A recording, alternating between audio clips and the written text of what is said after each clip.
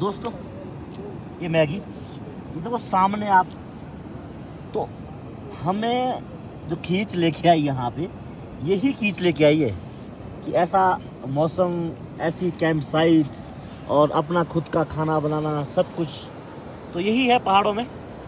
और तो कुछ मिलेगा नहीं आपको।